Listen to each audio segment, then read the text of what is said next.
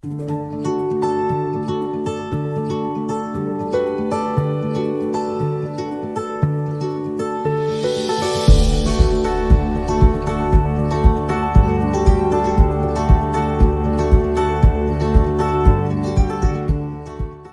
para todos, Parashá Tzab.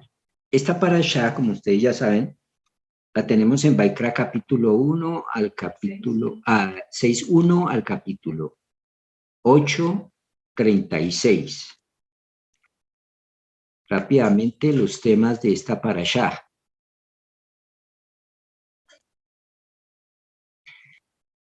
Nos toca sobre las leyes de la ofrenda olá. Nos habla sobre las leyes de la ofrenda minjá, sobre las leyes de la ofrenda atá, las leyes de la ofrenda asham. También tenemos las leyes de la ofrenda shlamim, las leyes de la ofrenda todá o de agradecimiento, la prohibición de ingerir sebo y sangre, y ese sebo es un sebo de las grosuras, las grasas que cubren la parte del vientre, de las entrañas del animal que se ofrendaba, las partes de las ofrendas correspondientes a los sacerdotes, y por último,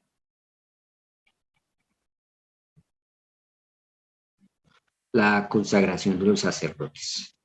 Eso lo encontramos en Vaikra, capítulo 8, del versículo 1 al 36. La pregunta que nos tenemos que hacer: ¿qué aprendizaje práctico traemos de los sacrificios, de los korbanot? Recuérdense que la palabra korban traduce correctamente acercamiento. Aún hoy en día no lo realizamos, por supuesto, porque no hay templo. Entonces, ¿todo esto contiene algún elemento actual? La respuesta para esto podríamos tenerla con las respuestas que nos da Abarbanel. Abarbanel enfrenta este cuestionamiento, eso lo hace desde el siglo XV, basándose en las palabras del rabí Yoshua ben Leví, Talmud Brajot 26b. Los rezos fueron instituidos de acuerdo a los sacrificios diarios.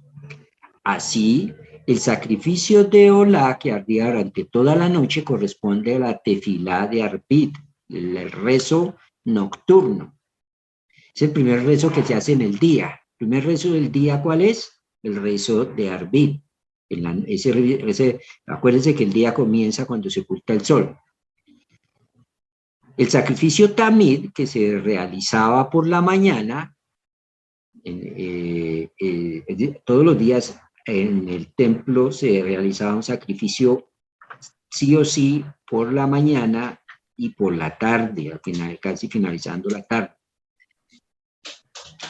Es la raíz, ese tamid, ese sacrificio de la mañana, la raíz del rezo del shaharit, rezo que hacemos por la mañana. Y la ofrenda de minjá insinúa el rezo vespertino llamado con el mismo nombre. Ahora podemos preguntarnos lo siguiente: ¿qué relación hay entre los sacrificios y los rezos diarios? ¿Cómo es que una ofrenda pueda ser sustituida por una plegaria? Realmente el significado de corbán, comúnmente traducido como sacrificio, tiene su raíz en la palabra karop, cercanía. Su finalidad principal es acercarnos ante Dios y acercarnos a hacer un acercamiento entre Dios y el hombre. Actualmente nuestro único contacto que queda es por medio de los rezos diarios, de las tefilot diarias. El autor cita el libro de Kusari, del rabino Yehuda Halevi, que compara el rezo con la comida del cuerpo. Así como la parte física del ser humano es alimentada 3 veces al día, el alma también debe ser atendida De la misma manera en que uno siente hambre después de algunas horas de no haber comido, el alma silenciosamente nos llama para que nos conectemos a esta fuente de energía espiritual. Esta revolucionaria idea expresa ya desde hace hace más de 500 años, seguramente nos hace reflexionar cuánta hambre hemos hecho pasar últimamente a nuestras raquíticas almas, que con sus tenues gemidos nos ha clamado durante mucho tiempo sin ser escuchadas por el gran ruido de la sociedad cada vez más preocupada por el mundo material. No podemos sorprendernos al ver cómo hoy en día, después de tanto ayuno, observamos brotes desesperados de sed espiritual que llevan muchas veces al ahogo, subido en fuentes falsas como las drogas y como el alcohol. Al parecer el profeta Amós ya lo había vislumbrado y nos plantea una alternativa más legítima. He aquí que vendrán días, dice Amós. Dice Dios, en que mandaré hambre a la tierra, no hambre de pan ni sed de agua, sino de escuchar la palabra de Dios. Eso está en Amós, capítulo 8, versículo 11. Pero volviendo comenzando con nuestro tema, la parashá Sab comienza diciéndonos, ordena a Aarón y a sus hijos con la siguiente orden. Esta es la ley de la ofrenda olá. Esta es la ofrenda olá que se consume totalmente y permanece sobre el fuego, sobre el altar, toda la noche hasta la mañana. El fuego del altar debe ser mantenido ardiendo en él. Y aquí entonces entramos en tema, porque en esta narración se nos habla de dos puntos básicos sobre los cuales voy a tratar de desarrollar la explicación de esta parashá. Diariamente que un sacerdote se vista con su vestimenta de lino y sus pantalones de lino, y que aparte un poco de las cenizas de las ofrendas que el fuego haya consumido como ofrenda olá sobre el altar, y que las deposite al lado este del altar. Tengo acá una imagen, o más bien tres imágenes, un plano, una vista superior del templo, donde aquí tenemos el lugar santo y el lugar santísimo, y aquí tenemos la rampa. Esto que está aquí, este cuadro, es el Mishbeach, es decir, el altar, donde se quemaban los sacrificios. Y aquí todas estas mesas eran para hacer el proceso de despellejar, de faenar, de dividir en partes al animal que iba a ser ofrendado. Y acá dentro del altar tenemos tres tumultos de madera. Y en el centro, donde está este punto negro, ahí tenemos las cenizas, ¿sí? Como lo podemos ver en esta imagen.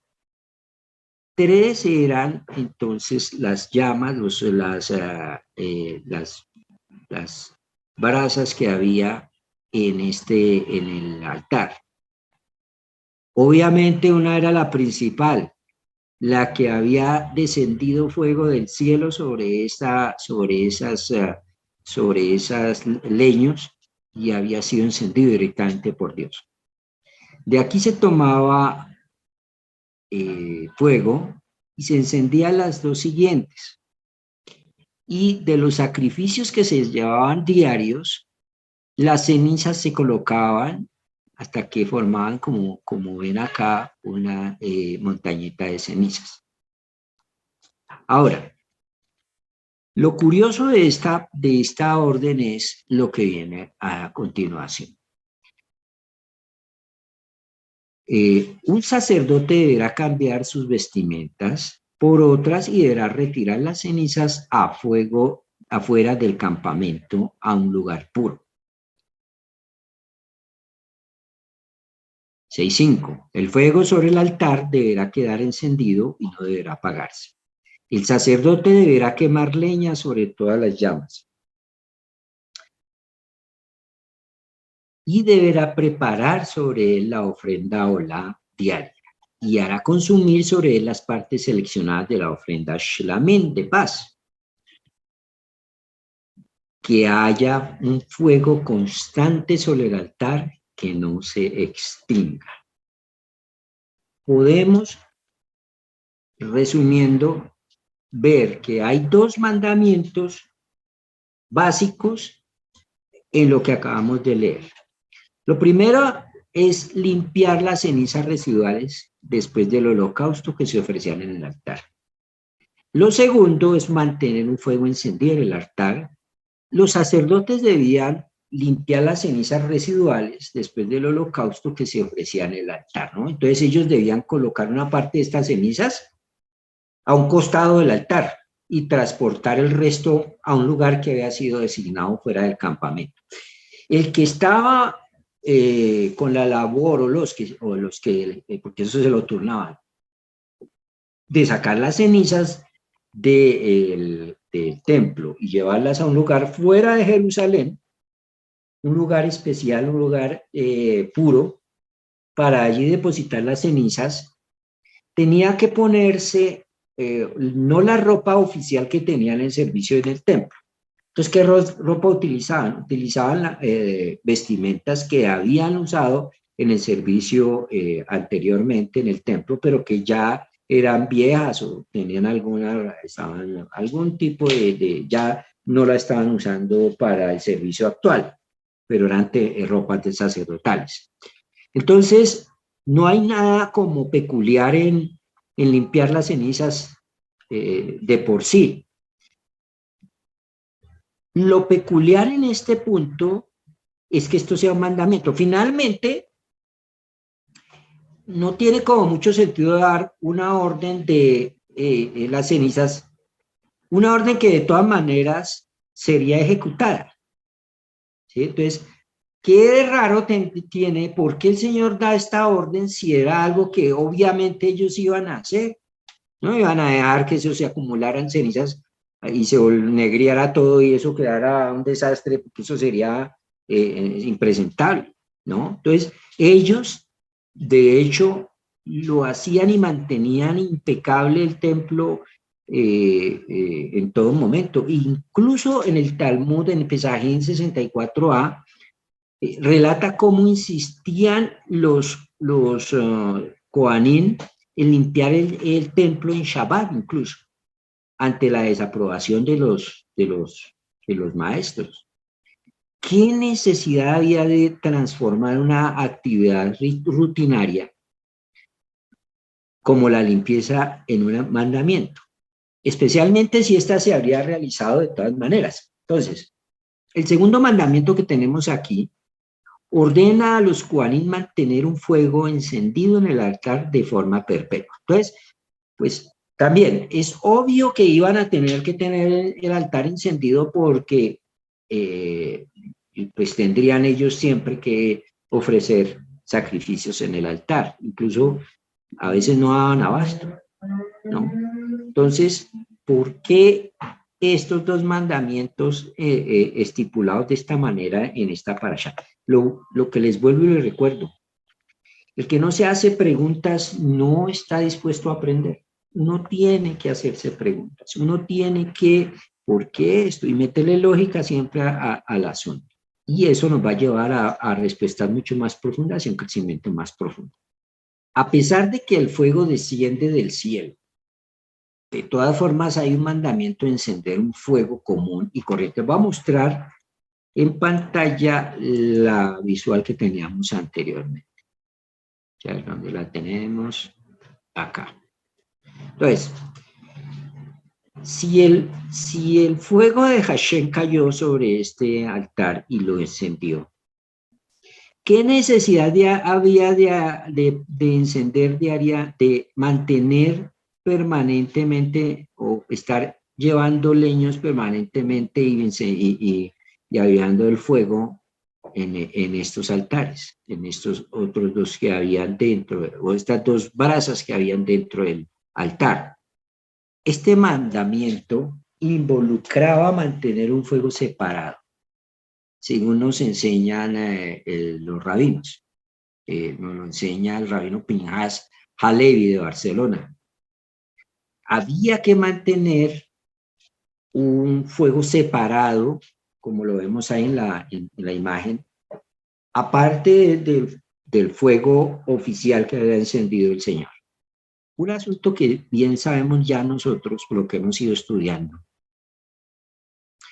que es bien sabido que cuando Dios realiza grandes milagros para bendecir a su pueblo, a los seres humanos, con su gran bondad, Él siempre realiza de forma oculta estos milagros y ellos parecerían ocurrir de forma natural. Veamos, por ejemplo, Shemot capítulo 12, 21.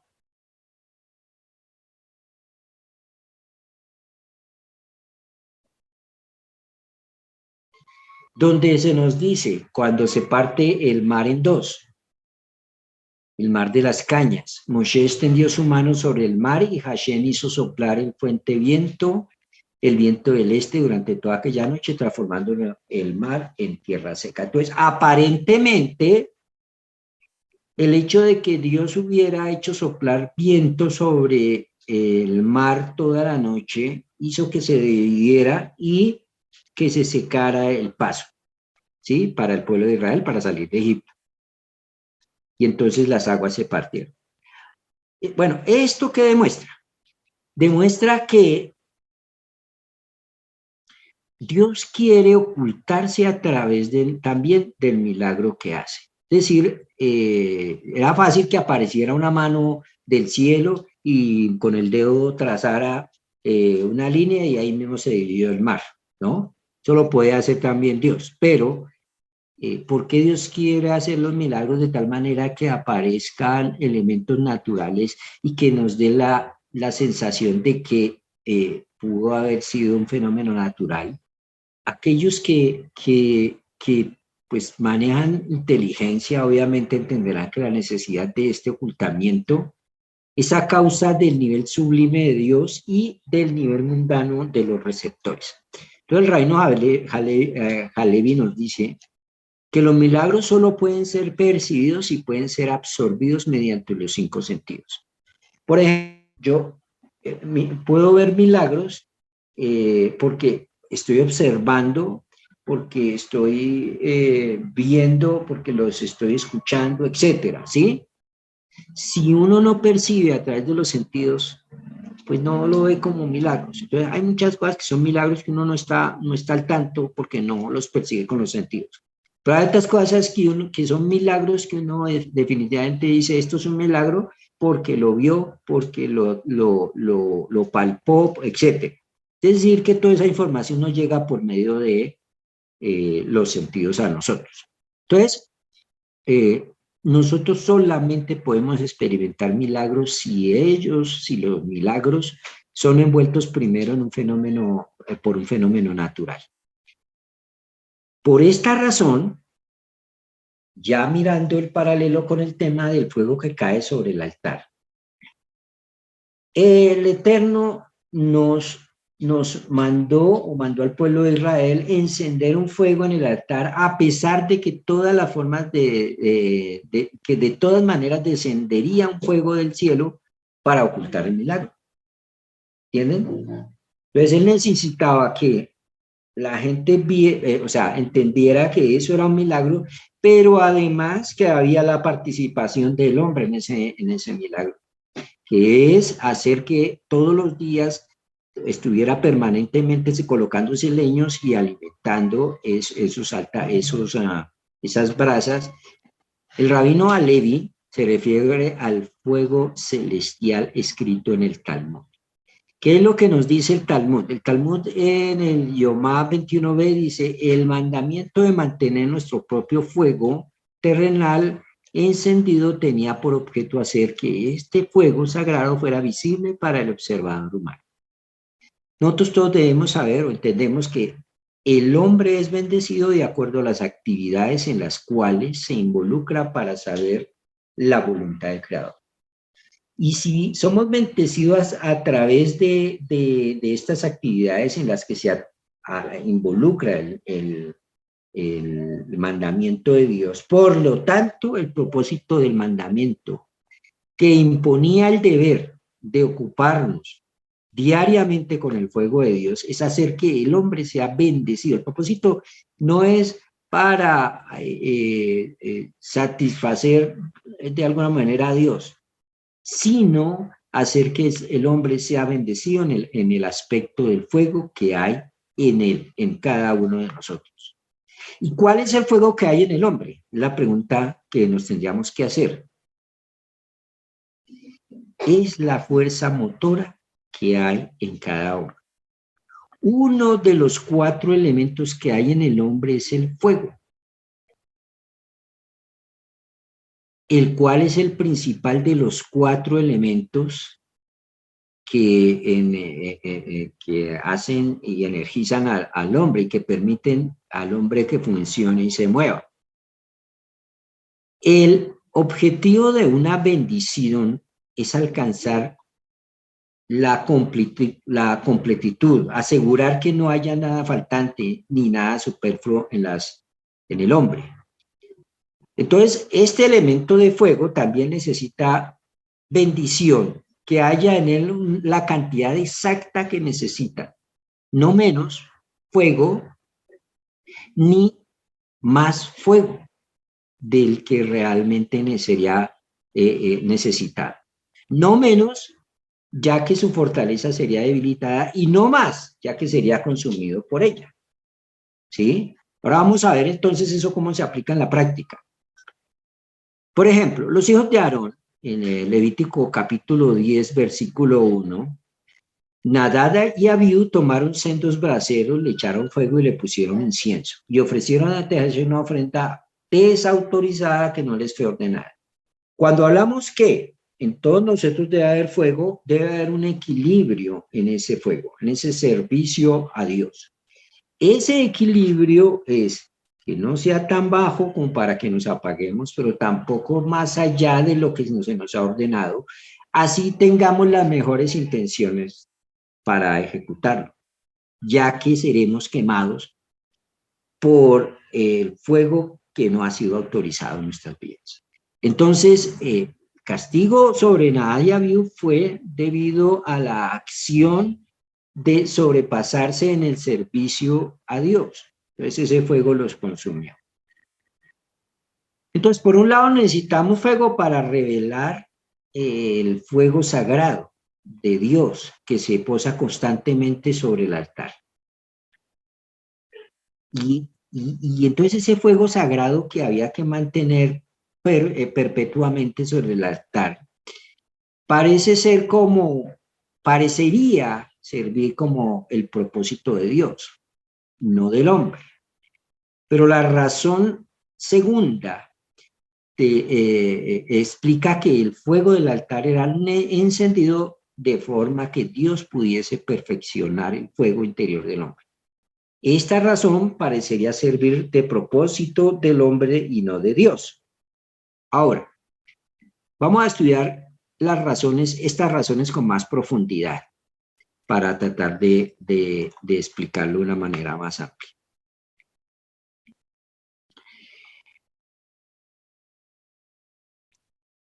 Si ustedes estudiaron, imagino que alguna vez el tema de la cultura griega, habrán aprendido que para los griegos los elementos que conformaban los elementos básicos que conformaban la creación son el fuego, el aire, el agua y la tierra.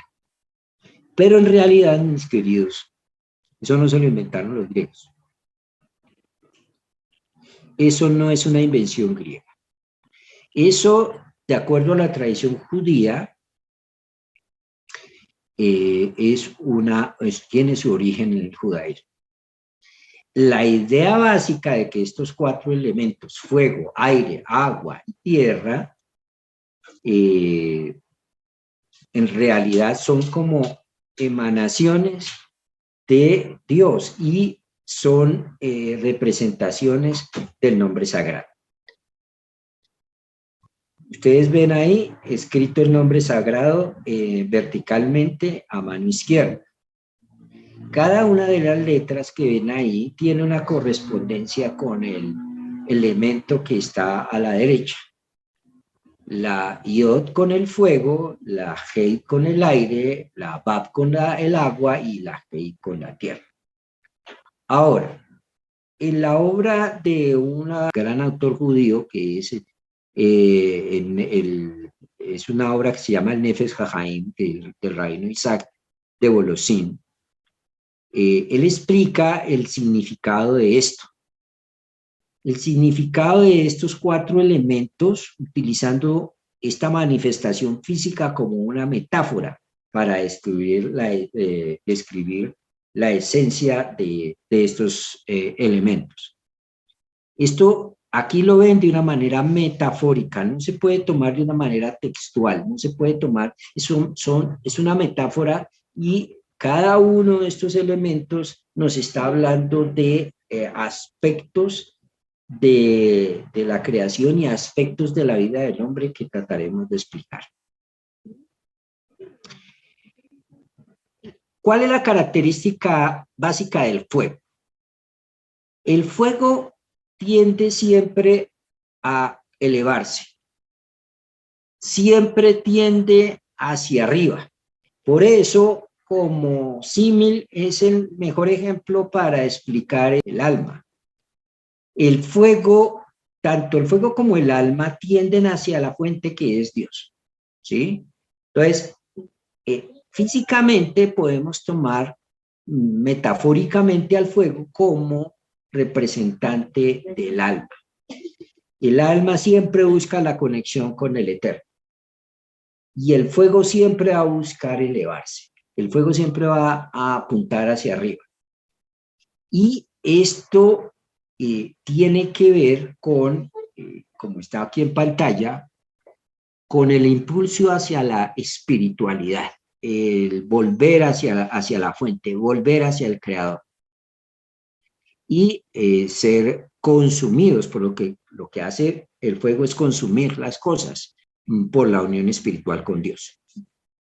El fuego tiene una contraparte, como ven acá en pantalla. El fuego, la contraparte del fuego es la tierra. La tierra aparentemente es todo lo contrario al fuego. La tierra no es inflamable, por ejemplo. Entonces no se puede combinar con el fuego. Mientras que los otros elementos que vemos aquí sí se pueden combinar con el fuego. ¿Sí? La tierra siempre, siempre va a tirar hacia abajo. Tiene que ver con lo inerte y representaría, en este caso, como la inercia, como el estancamiento, como la total apatía a lo que es espiritual, ¿no? Por eso la tierra representa metafóricamente, vuelvo y digo, la materialidad y en este caso el fuego, la espiritualidad. Ahora, sí hay una manera de combinar el fuego o de comunicar el fuego con la tierra, pero es a través de los otros 2 elementos que tenemos ahí, que es el aire y es el agua. Si nos damos cuenta, la creación es un sistema unificado. Es fácil entender por qué tiene que estar compuesto este sistema unificado por los 4 elementos, ¿no? No puede estar sin ninguno de ellos. Uno tiene que pasar por las 4 etapas para transformar de esta manera lo espiritual en físico y para transformar el universo en un solo sistema integrado. Entonces, donde se expresan estos tres elementos activos es precisamente en la tierra. La tierra en este caso sirve como de útero para estos tres elementos activos. A pesar de que la tierra misma es inerte, la tierra es la fuerza que unifica el universo. Estos cuatro elementos, los cuales están presentes en el mundo físico, en sus conocidas formas, tienen sus contrapartes correspondientes en todos los niveles de la creación. Los niveles de la creación están unidos por estos cuatro elementos. Por lo tanto, no es ninguna sorpresa que estos cuatro elementos también se expresen en el nombre de Dios. El cuerpo del hombre representa la tierra desde este punto de vista. Por eso es que se nos dice en el versículo de Bereshit, capítulo 2, versículo 7, ya si aquí lo tengo, entonces el Señor Dios formó al hombre del polvo de la tierra. Y ese cuerpo del hombre tiende siempre hacia la materialidad, hacia abajo. Por eso colocamos que la tierra hace lo mismo. Entonces ya vimos que la tierra es como el elemento unificador de los tres elementos que están por encima, que son los que tienen movilidad, que son el agua, el aire y el fuego. De la misma manera, el cuerpo es como el útero también, o como el elemento unificador entre esos tres elementos que quedan arriba. Cada nivel en el hombre tiene sus propios ingredientes, inertes y activos. En el hombre, que sirve como una representación simbólica de la tierra que tenemos acá, hay órganos que representan cada uno de los otros elementos. El Rab Haim explica que estos órganos representativos son, ¿cómo lo tenemos ahí? El cerebro, el otro es el corazón y el otro es el hígado. El cerebro es el órgano del hombre capaz de servir como receptor de los mensajes que transmite ¿quién? Que transmite el alma. Vimos que el fuego y la tierra están totalmente separados y no se pueden combinar el uno con el otro fácilmente. Pero el fuego y el aire sí se pueden combinar, ¿cierto? El fuego y el aire se combinan fácilmente. Y se combina fácilmente el aire con el agua. Por ejemplo,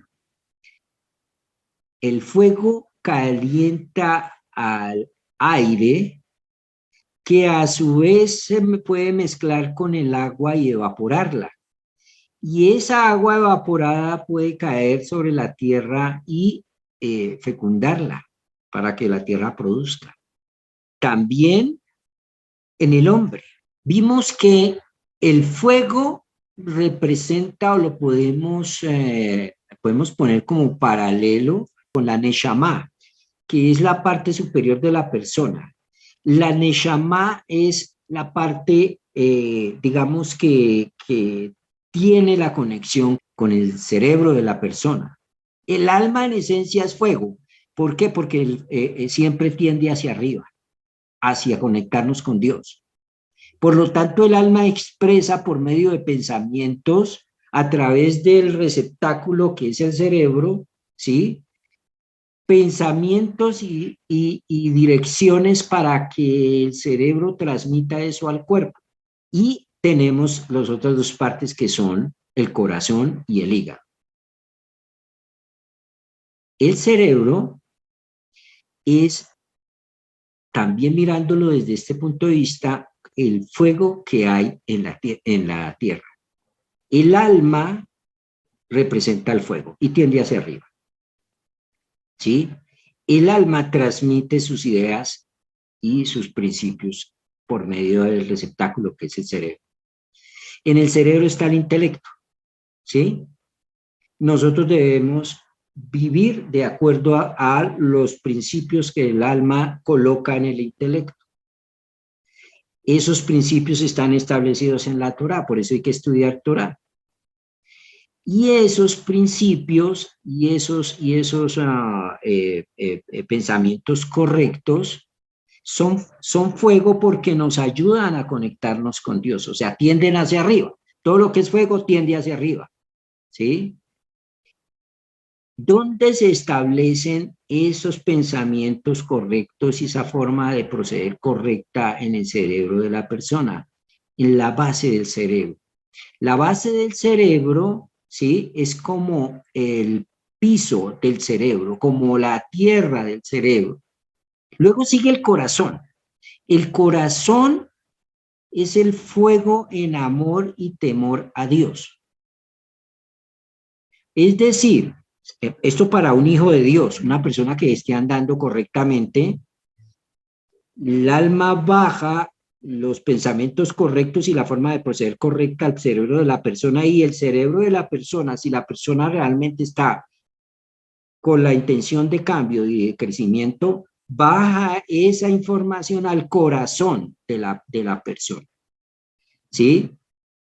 Y el corazón está conectado ¿con qué? Lo vimos. El corazón está conectado con la boca de la persona.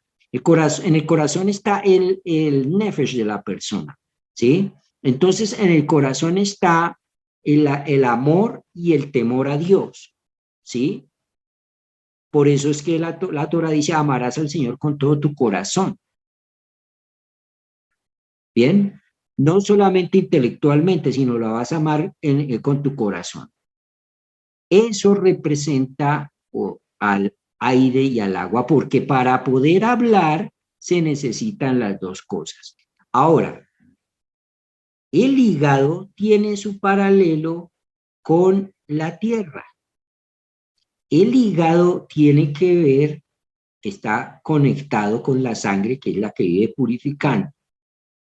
El fuego en este nivel se refiere al fuego, la alegría por guardar los mandamientos. El hígado es el órgano que tiene que ver con la acción, con las cosas que se hacen, con, con el nefesh. La combinación de estos elementos representados analógicamente con lo que es el hombre me van a dar como respuesta de por qué hay que dejar y hay que prender fuego diariamente en el altar y dejar cenizas, y unas dejarlas en el altar y otras llevarlas por fuera. Sé que el tema no es fácil, pues quiero que me tengan paciencia y con las preguntas podremos resolver algunos de estos interrogantes. Hay otro fuego que podemos encender. Si no encendemos el fuego, que es el fuego que ordena Dios, podríamos encender otro fuego que es el que no ordena Dios, y es el fuego profano, como vimos en el caso de Nadab y Abiú.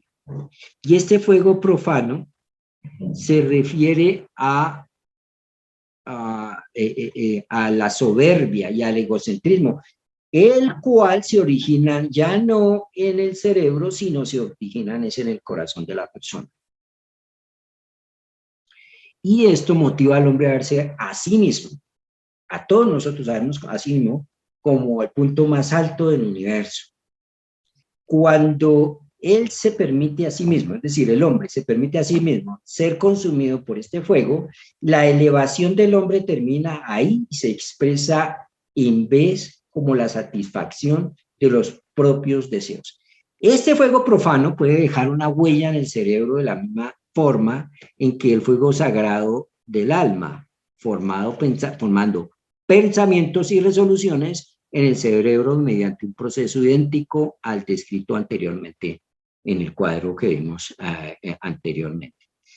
Si tomamos las primeras letras de las palabras en hebreo, como cerebro, cerebro es moaj, corazón, corazón es lev, e hígado, que es kabed, formaremos la palabra melech, que significa rey. Cuando el fuego de su alma, que es el que guía las acciones del hombre, es una criatura real, llena de poder y llena de majestad, es un rey. Pero cuando el fuego del corazón del hombre es el fuego incorrecto, entonces el hombre es comparado con un Keler. Raja Levin se refiere al fuego celestial descrito en el Talmud, Yonah 21b. Dice que este fuego tenía la forma de un león recostado en el altar en la época del primer templo. La narración es lo que nos dice es que ese fuego que había caído de arriba hacia abajo, que había encendido el altar, ese fuego tenía forma, cuando conectaba con la madera del altar, tenía forma como de un león recostado. Eso fue en el primer templo, donde la Shejinah estaba en un nivel más alto, antes de ser nuevamente exiliada. Ahora, ese fuego, que era el que tenía conexión directa con la Shejinah, era un fuego que representaba la espiritualidad y la conexión directa con el Eterno. En la época del segundo templo, cuando la Shejinah se fue retirando, ese fuego ya no tenía la forma de un león recostado, sino que tenía la forma de un perro inclinado. La primera forma de un león recostado es cuando el hombre está ofrendando o el fuego que hay en el hombre es un fuego espiritual, es un fuego de conexión con Dios, es un fuego de conexión con su alma, con su neshama, es un fuego que está alimentado constantemente de arriba hacia abajo, es un fuego que está apuntando a conectarse hacia su fuente, ¿sí? Y ese fuego arde en esa persona. Todo fuego va a producir cenizas. Todo fuego va a producir cenizas. Y esas cenizas, si son cenizas de una relación correcta con el Eterno, son cenizas que van a quedar ahí al lado del altar. Cuando el fuego que está ardiendo en el hombre no es un fuego ordenado por Dios, sino es un fuego que viene del corazón de la persona y que al revés lo que hace es cambiar la forma de pensar del hombre y que al revés lo que hace es que es alimentado por el ego y por la soberbia de la persona, entonces se asemeja al segundo fuego que nos narra el Talmud, que es el del segundo templo, que tenía forma de un perro inclinado. Es decir, que cuando el fuego que está en nosotros es un fuego que está dominado por los impulsos y por los deseos materiales, individualistas y egoístas, ese fuego es un fuego que nos hace ver como un perro. Y cuando el fuego que está en nosotros es un fuego alimentado por la espiritualidad del alma, es un fuego que nos hace ver y vivir como reyes, como lo que en verdad deberíamos ser. ¿Sí? Pues entonces podemos sacar la conclusión de todo esto.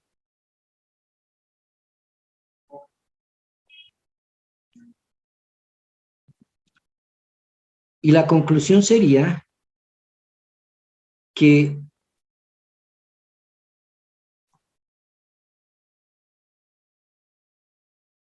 podemos regresar al segundo mandamiento referente a la recolección de las cenizas que mencionamos al principio de esta explicación. Cuando el fuego consume algo, deja un residuo de cenizas, como les dije.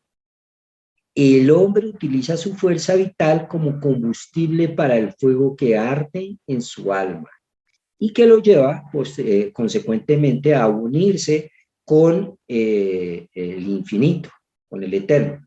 Entonces, el hombre estará transformando el polvo de la tierra, del cual fue formado, del cual fue hecho, en cenizas. Por eso es que Abraham dice en el pasaje, lo voy a mostrar aquí en pantalla nuevamente. Abraham respondió y dijo: me dispongo a hablarle a mi amo, aunque son solo polvo y cenizas. Polvo porque él viene de la tierra, y el polvo quiere decir no soy nada, es decir, él es un hombre humilde. Un hombre que reconoce que no tiene valor sin Dios. Y cenizas porque ha sido quemada su materialidad con el fuego que es ordenado por Dios, el fuego de la espiritualidad. Entonces, por eso es que Abraham dice, yo soy fuego y soy cenizas. Abraham, entonces, nos da el ejemplo de este caso. Entonces, todo el tiempo que el hombre se mantenga envuelto en la batalla entre sus dos fuegos y que su vida sea mezclada, sea una mezcla de la expresión del fuego que hay en su alma y la llama de su ego, el residuo de cenizas que se formará a partir de la quema será una mezcla de ambos fuegos que arden en la persona. Algunas de las cenizas serán producto del fuego de su alma, pero el resto será un producto de la energía que fue utilizada como combustible por el fuego de la soberbia que arde en el corazón del hombre. Por eso es que se pedía que unas cenizas las sacara y las botara por fuera de Jerusalén, ¿sí? Que son las que representan el ego que se quema en nosotros, que son las que representan la mezquindad y los otros aspectos con los cuales luchamos a diario en nosotros. Esas cenizas representan las cenizas que se sacan del altar. Pero las cenizas que son producto de la espiritualidad real que hay en nosotros, esas cenizas se mantenían en el altar y eran de alguna manera milagrosa fusionadas con la base del altar y permanecían ahí por siempre. Entonces, el mandamiento de limpiar las cenizas consiste, por lo tanto, en dos partes. Una parte de las cenizas debe ser puesta a un costado del altar, como les expliqué ahorita, donde eran milagrosamente absorbidas por el suelo del templo. Eso lo dice el Talmud Yomá 21a. Y se volvían parte del suelo sagrado de este. El polvo del cual fue formado se vuelve parte del suelo del templo. El resto de las cenizas debe ser transportado a un lugar fuera del campamento. Estas cenizas son el residuo del fuego de la soberbia que hay en el corazón del hombre y no puede mantenerse en un lugar sagrado.